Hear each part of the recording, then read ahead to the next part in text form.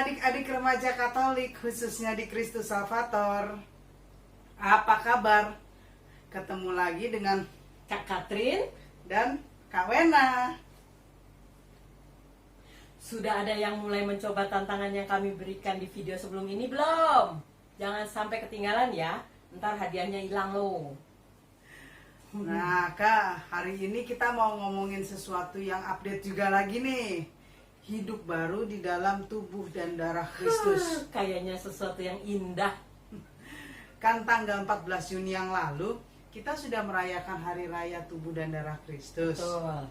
Hari Raya Tubuh dan Darah Kristus itu dirayakan setiap minggu kedua setelah Hari Raya Pentakosta. Biasanya komuni pertama disambut pada hari raya itu juga. Walaupun tahun ini tidak dapat kita rayakan bersama-sama karena situasi pandemi COVID. Ya, betul kan, Men? Betul. Nah, kali ini Kak, kita mau menghubung-hubungkan juga nih antara hidup baru dalam tubuh dan darah Kristus dengan new normal yang harus kita jalanin saat ini, Kak. Wow. Tahu dong, Kak, new normal? New normal itu kan bukan maksudnya berarti hidup dengan kesadaran penuh bahwa virus COVID-19 ini ada di sekitar kita. Betul itu. Mengancam hidup kita dan hidup orang-orang yang kita sayangi. Betul itu.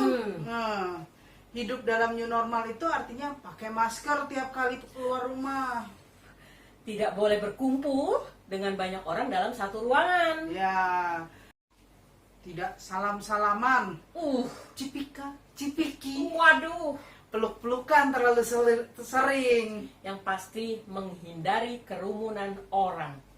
Membersihkan tubuh kita setiap pulang ke rumah. Mandi terus dong. Iya. Dan berusaha lebih banyak menggunakan media internet di dalam melaksanakan tugas-tugas kita. Intinya Kak, hidup dalam new normal itu adalah memiliki kesadaran yang lebih tinggi akan kesehatan. Ya susah dong. Susah. Mungkin 1 atau 2 tahun pertama banyak orang akan mengeluh ketidaknyamanan pakai masker. Iya benar, panas. Termasuk kita Kak. Iya betul. Kesulitan pakai internet untuk berbagai hal, buat Iya. studi, buat meeting. Berarti ongkos, Kak. Dan terutama sekali mereka akan mengeluh Kak, kalau pekerjaan-pekerjaan yang tadinya nyaman, memberikan banyak pendapatan, sekarang jadi lebih susah ngerjainnya. Ya Lebih pasti. dikit duitnya. Sedih ya. Iya, banyak orang akan stres. Mungkin termasuk keluarga kamu. Intinya hidup dalam new normal itu akan lebih berat. Ya sedih ya. Aku juga sedih deh rasanya. Bingung kan? Apa hubungannya hidup new normal yang susah itu dengan hidup baru di dalam tubuh dan darah Kristus? Iya, Kak, apa Sebuah ya, hidup Kak? yang baru itu selalu susah. Iya. Ini pakai istilah-istilah lagi. Kamu memang nyusahin. Tapi kita mau belajar bersama ya. Betul. Oke. Persis seperti hidup dalam new normal akan jauh lebih susah pada awalnya daripada old normal. Yang di belakang tuh ya. Iya. Itu karena kita tidak terbiasa dengan berbagai hal. Ya pasti itu. Bahkan kalau kita orangnya cuek, gampang lah, pakai masker itu gampang, pakai ini itu gampang. Selalu menggampangkan. Kak. Kalaupun kita cuek, tapi kita sering-sering juga terganggu dengan orang-orang di sekitar kita yang nggak sanggup beradaptasi dengan new normal. Intinya mengubah hidup itu susah, susahnya nggak nanggung-nanggung, susah banget Kak.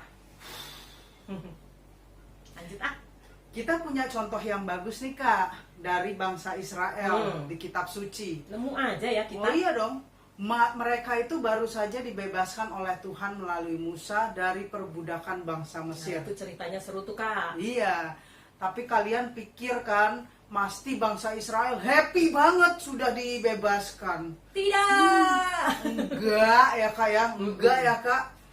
Banyak dari mereka ngomel karena harus jalan kaki di padang gurun. Ngomel karena nggak ada makanan, Tuhan lapar. Sehingga turun roti mana dan burung puyuh.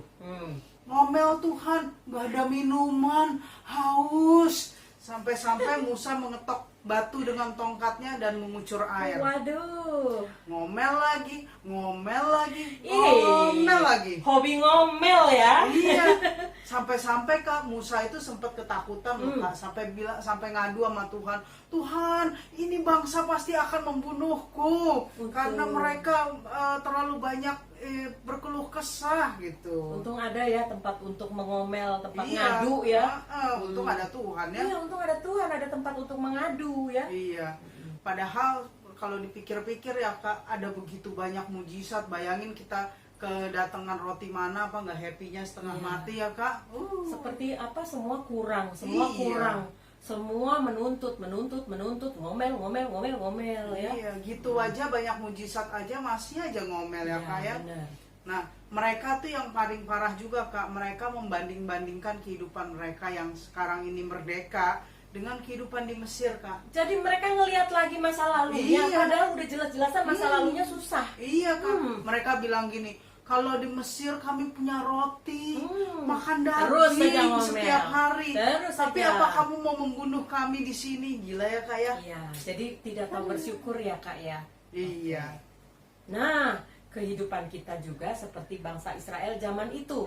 Kita diberikan kebebasan dari cara hidup kita yang lama. Oh, cara hidup yang lama emang kenapa Kak? Nih, kalau kalian nonton video sebelumnya, banyak yang bersaksi bahwa Berarti kita lalu- harus nonton ya Kak Ah, video udah sebelumnya pasti. ya Kak? Kalau nggak nonton ketinggalan, kamu tuh Ah. tidak update namanya ya. Ah. Nih, kita jelasin ulang deh ya. Ah. Banyak yang bersaksi bahwa langit menjadi lebih cerah. Binatang menjadi lebih ceria. Tanaman menjadi lebih hijau. Bumi diberi kesempatan untuk bernapas dan memulihkan dirinya yang sakit karena serangan dari cara hidup manusia yang serampangan. Buang sampah sembarangan, pakai air seenaknya. Parah Kak, parah sekali. Berkendara kemana-mana. Benar. Sampai-sampai polusi asap dan udara ya Kak. Pohon-pohon ditebangin, efek rumah kaca makin parah, dan Iya. lain sebagainya. Itu karena perilaku kita yang lama ya Kak ya. Iya. Nah, dengan new normal ini kita akan mikir 2 kali untuk keluar rumah. Ini mengurangi kemacetan, polusi dan sebagainya. Karena duit jadi terbatas, beli minuman botol nggak seenaknya. Mending hemat untuk beli yang dibutuhkan. Jadi pasti berkurang sampahnya Kak. Betul. Beli pakaian juga mikir dulu. Padahal industri fashion ini menyumbang 10% dari emisi karbon dunia. Lebih besar daripada industri maritim dan penerbangan. Wih gila Kak, Ah. polusinya parah ya Kak. Parah Industri Werna. fashion ya. Parah, makanya sering-sering baca dong. Iya, mendingan pakai yang udah ada aja ketimbang beli baru lagi ya jadi Kak. nggak pada seenaknya aja buang sampah atau memakai barang-barang, tapi baca yang banyak itu, kita bisa googling kok. Iya bener ya Kak ya. Pandemi ini mengubah hidup kita yang berantakan tadi jadi teratur. Iya. Oh iya Kak, orang-orang juga lebih peduli Kak dengan sesamanya. Sebenarnya itu ya yang diharapkan Iya. ya. Kita kembali lagi ke topik hidup baru dalam tubuh dan darah Kristus. Oke? Betul. Oke, kita udah tahu nih hidup baru itu susah, ngubah hidup tuh susah. Ya, aku mau tanya, lalu apa hubungannya dengan tubuh dan darah Kristus? Nah, Kristus wafat supaya apa? Kristus wafat supaya kita mendapat hidup yang baru dan kita mendapatkannya dengan berkelimpahan, Kak. Ini nih kata-katanya Yesus sendiri. Sesungguhnya aku berkata kepadamu bahwa apabila kamu tidak makan daging manusia dan minum darahnya, kamu tidak memiliki hidup di dalam dirimu. Hidup apa yang dimaksudkan? Hidup yang kekal, Kak. Hidup Wow. yang baru. Wow. Hidup yang lahir dari air dan roh. Seperti dikatakan Yesus kepada Nikodemus. Artinya hidup yang dikuduskan. Cakep. Hidup yang penuh damai, sukacita. Cakep. Seperti yang kita Aduh, idam-idamkan. makin cakep. Hidup dalam kebahagiaan surgawi walaupun kita masih di bumi ya, Kak. Ya, tapi hidup seperti itu membutuhkan cara hidup yang baru, yaitu hidup orang kudus. Sudahkah Anda berubah? Susahkah merubahnya? Susah Kak. Biasa main di luar, disuruh di rumah aja susah. Benar. Iya, sama kan susahnya dengan beradaptasi dengan new Iya, normal. benar banget itu Kak. Tapi Kak, hiburannya ini, susahnya itu sifatnya sementara aja Kak. Puji Tuhan lah kalau begitu. Begitu kita terbiasa dengan hidup yang baru, yang namanya new normal itu nggak ada lagi Kak. Yang ada ya cuma normal, ya hidup itu seperti itu. Jadi gini ya, berarti kita yang biasanya mandi hanya secukupnya sehari 2 kali misalnya gitu, kita akan terbiasa mandi setelah pulang ke rumah. Pergi dari manapun jadi mandi. Nggak usah tunggu diteriakin papa mama lagi. Kita akan terbiasa pakai masker. Itu tuh Kak, di Cina bayi-bayi aja udah mulai pakai masker. Kalau maskernya dicopot, malah nangis Kak. Iya, benar. Kenapa? Tahu nggak?